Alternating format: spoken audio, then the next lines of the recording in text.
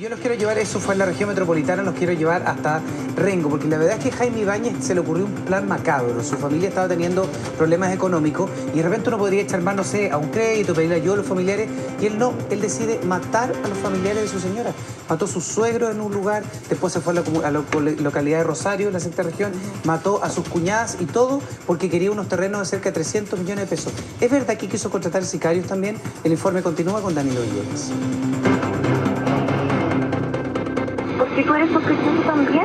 ¿Cómo sospechoso si yo lo hice? Bueno, pero la gente no sabe que tú lo hiciste, no están seguros que tú lo hiciste. El pasado 31 de agosto se cumplieron 2 años de uno de los casos más impactantes de la historia policial chilena. Como uno de los crímenes más atroces cometidos en manos de la propia familia. La sangre contra la sangre.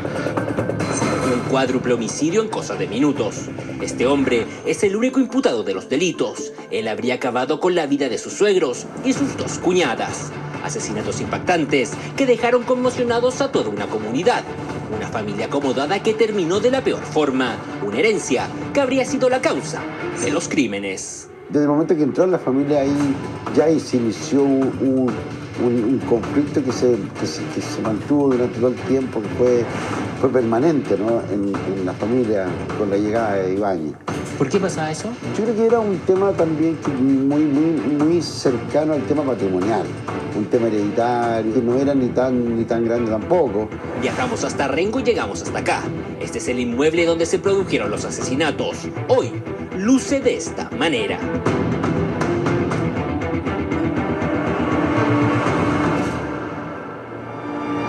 La historia comienza un 31 de agosto del año 2011. Ese día Jaime Ibáñez, casado con Tatiana Piombino, habría ido hasta la casa de su suegra, Senta Wachholz, de 83 años, quien vivía con una de sus hijas, Carla, de 53. Esto en el sector de Quinta de Tilcoco. Ambas habrían sido asesinadas a manos de Ibáñez con certeros disparos que acabaron con la vida de madre e hija que vivían acá desde que la longeva mujer se había separado de Salvatore Piombino, este particular italiano. Un hecho que causó impacto y conmoción. Esa gente no se merecía morir así, o sea, de hecho sí o sí no se merecía ese tipo de muerte. Porque ella era una persona muy querida, todo el mundo la quería. Una excelente persona. Yo trataba con la señorita Patti, pero una excelente persona, muy sociable. Nos dejó tan choqueada que no sabíamos qué poder pensar. Pero el maquiavélico plan de este hombre para acabar con el núcleo familiar de su esposa habría continuado. Ibáñez se habría trasladado en un taxi colectivo hasta el fondo de Rengo, donde vivía su suegro.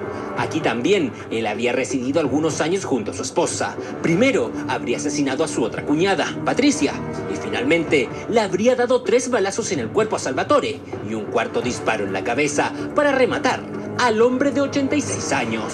No es habitual ni aquí ni en otra parte del país que ocurra, digamos, el deceso de 4 personas en manos de una persona conocida, además, y que mueran todos el mismo día. Esta historia de un asesinato cuádruple que pudo haber tenido a 5 víctimas. Y es que Jessica Quirós, la empleada de la casa de los Piombino, también estaba el día del crimen. Según relatos, ella no estaba contemplada en el plan. Además, Ibáñez había quedado sin balas y esta mujer pudo sobrevivir para contarlo. Pudo hasta haberla matado también. Sí, pero gracias a Dios me puso a alguien por delante que no tuviera balas para poder yo hacer justicia. Porque yo estoy haciendo justicia.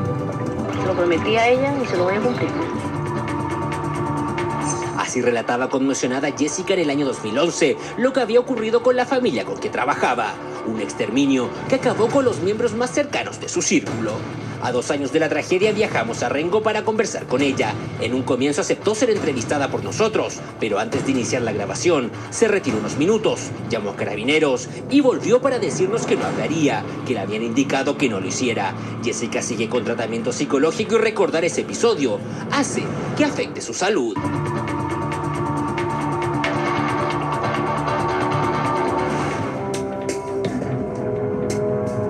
Llegamos hasta la casa de los Piombino, lugar donde se desató la tragedia. Este era uno de los inmuebles más codiciados de Rengo, un lugar donde por muchos años vivió una de las familias más acomodadas del sector y que vivió su final de una manera abrupta. ¿Qué hay en esta casa hoy? En segundos, lo conocerá. Bueno, yo tengo los mejores recuerdos de mi amigo Salvador Piombino. Creo que toda la gente que lo conoció tiene esa misma imagen de él, ¿no? La imagen de un tipo espectacular, una persona muy educada, un conocedor de los idiomas. Cuando yo recuerdo haber estudiado, cuando estudié Derecho, él conversaba conmigo como que si hubiera pasado por la escuela de Derecho. Él es Mariano Salas, abogado y por más de 20 años amigo de Salvatore Piombino. Hoy recuerda con mucho cariño a quien fuera no solo su cliente, ya que lo representó como abogado, sino que como un verdadero compañero. ¿Tuvo usted la opción de conocer a Jaime Ibáñez antes del crimen? Un hijo de vecino, claro, una persona que se veía con rasgos de normalidad, pero que desde el momento que entró en la familia ahí ya se inició un conflicto que se mantuvo durante todo el tiempo, que fue permanente, ¿no? en la familia con la llegada de Ibáñez. ¿Por qué pasaba eso? Yo creo que era un tema también que muy cercano al tema patrimonial, un tema hereditario. Por ahí va el tema, ¿no? Por ahí va, yo creo, el móvil de todo esto. El día del crimen, en que 4 de los 5 integrantes de los Piombino Watchhots fallecieron, está grabado a fuego en la memoria de Mariano. Para mí fue realmente algo terrible. Este es el acceso a la casa de la familia Piombino, el lugar donde se cometió uno de los crímenes que marcaron las historias policiales el año 2011. En los próximos minutos usted verá en exclusiva cómo está la casa y cómo se vive en la actualidad en este sector. Acompáñenos aquí, en La Mañana de Televisión. Salvatore estaba casado con Senta, hija de Roberto Watchholtz, exministro de Hacienda de los presidentes Pedro Aguirre Cerda y Gabriel González Videla. El matrimonio se estableció en Rengo e hizo lazos en esta zona, al igual que Tatiana, la hija menor del matrimonio que se casó con Jaime Ibáñez, el mismo, sindicado como el único responsable de los 4 homicidios. Esta conversación lo delató. Porque tú eres sospechoso también. ¿Cómo sospechoso? Si yo lo hice. Bueno, pero la gente no sabe que tú lo hiciste, no están seguros que tú lo hiciste. Esta es la casa donde vivía los Piombino. Se encontraba alejada del resto. Los vecinos más cercanos están a kilómetros de distancia. Y cuando se enteran que reporteamos sobre el cuádruple crimen, entran a sus casas y no quieren dar declaraciones. El temor sigue presente a 2 años de la tragedia. Ibáñez está en la cárcel de Rancagua, hospitalizado, mientras sigue la investigación que ya lleva 2 años. Se han solicitado exámenes psiquiátricos para dilucidar si está en condiciones de ser imputado por los crímenes. Los mismos que cometió en esta casa, hoy completamente abandonada y donde solo quedan los vestigios que alguna vez ahí vivió una familia feliz. Imágenes que realmente impactan. Esta casa se encuentra actualmente completamente abandonada. Está muy lejos de ser un lugar ostentoso y lleno de comodidades como en algún momento lo fue antes de ese brutal crimen del año 2011. Actualmente esto es lo que podemos ver, solamente escombros, restos de lo que fue esta casa, totalmente abandonada, deteriorada por el tiempo y de seguro víctima de muchos saqueos, porque dentro del lugar podemos ver también que la casa ha sido totalmente desordenada y se ven revistas, ropa, fotografías, solamente los recuerdos de esta familia que vivió uno de los episodios más cruentos y brutales de los que Rengo tenga memoria.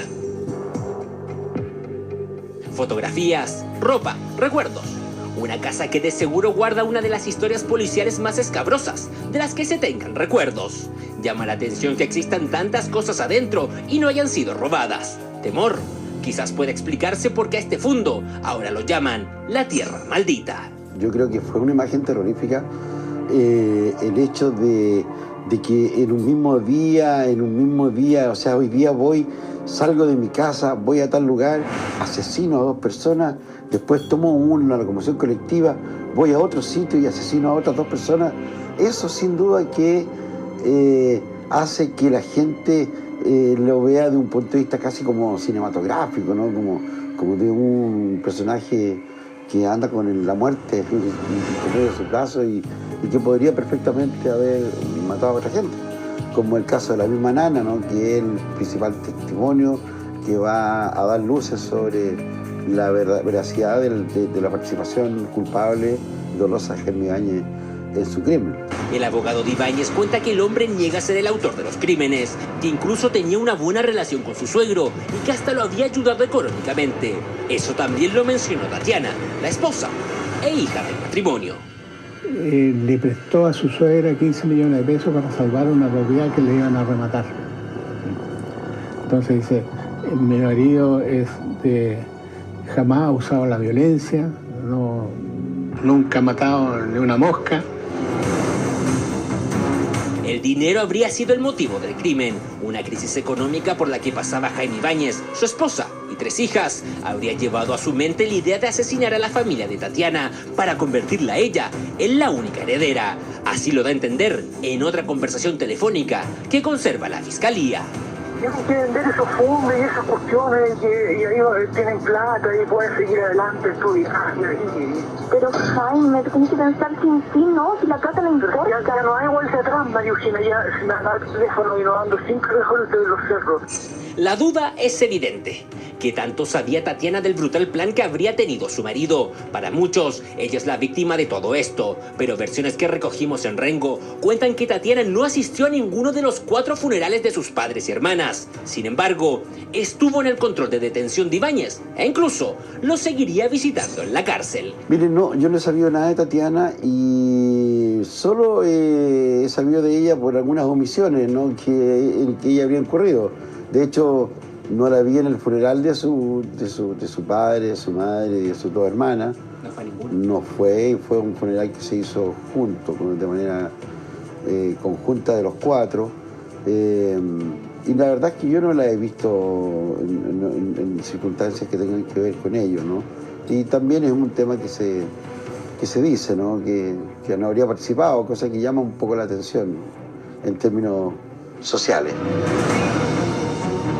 Alejandro Blanch cubrió toda esta tragedia que enlutó a Rengo y nos cuenta cómo se vivieron esos días negros que esta localidad aún recuerda con dolor.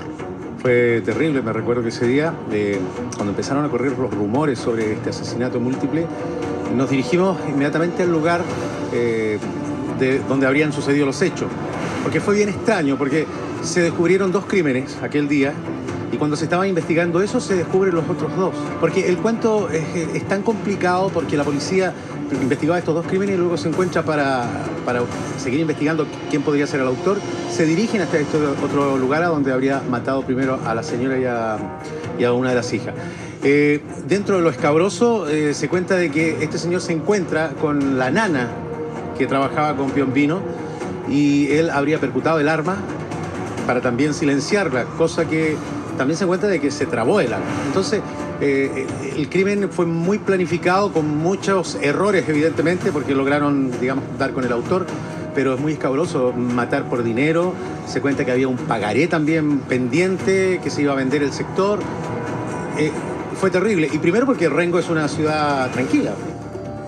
¿Tiene lógica lo que se especula? Pensar que Tatiana sabía del plan de su pareja. Yo la verdad es que no podría afirmarlo, estimado, porque es una afirmación complicada que raya en algún prejuicio y podría rayar también en algún acto, digamos, reprochable desde un punto de vista judicial.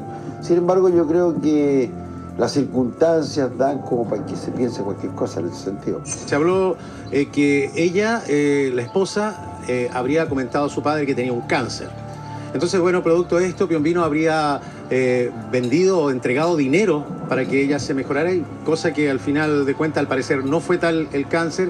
Y ellos vivían en la costa. Ellos estaban viviendo en el sector, me parece que de Cartagena, en uno de esos lugares, donde a mí me tocó escuchar una grabación donde él le decía a una persona de acá de Rengo de que él había sido el autor, que fue la grabación que escuchamos todos en el tribunal. Por lo tanto, quedamos todos convencidos de que efectivamente él tenía algo que ver con la autoría, no sé si de los 4 crímenes, pero sí a lo menos intelectualmente. Nosotros mantenemos a la señora Tatiana en su calidad de víctima indirecta por el parentesco que tenía con las personas fallecidas, y esa es la situación actual en que permanece esta persona para el Ministerio Público. Por lo tanto, esa es la respuesta que yo tengo respecto al tema. Este dato que se entrega no es menor y daría para sacar aún más conclusiones. Hay algo importante también que consignar, yo creo, en todo este asunto.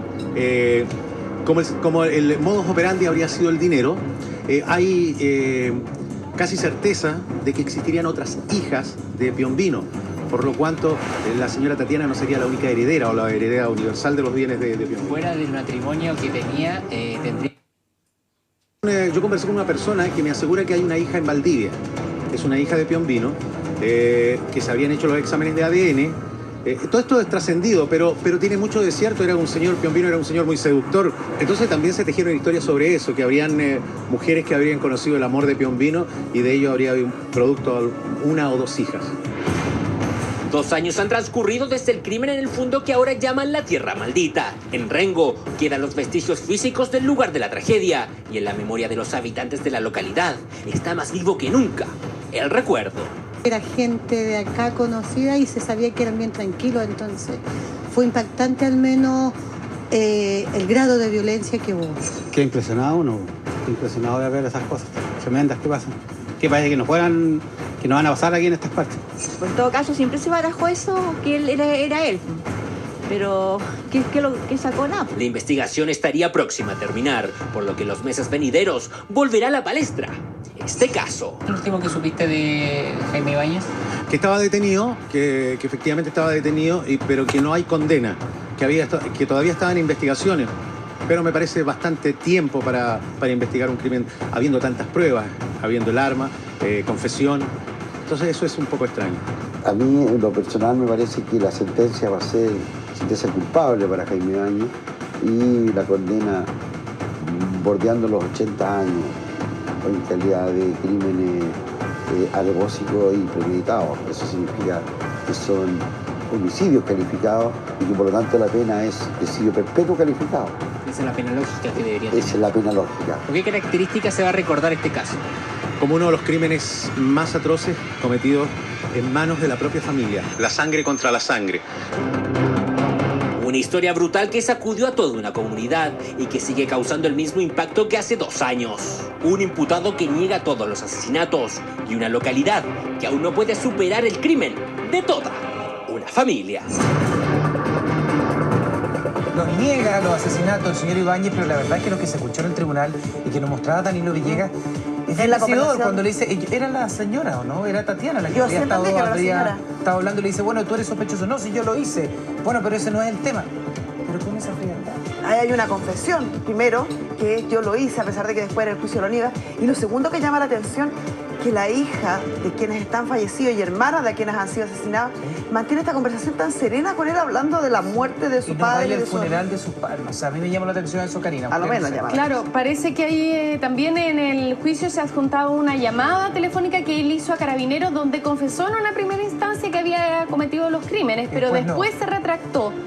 Y su defensa, como en tantos casos, está en los primeros meses de investigación tratando de probar que era inimputable por locura. Hay gente que se está contactando con nosotros para entregar más informaciones sobre este caso. Ya vamos a seguir con él.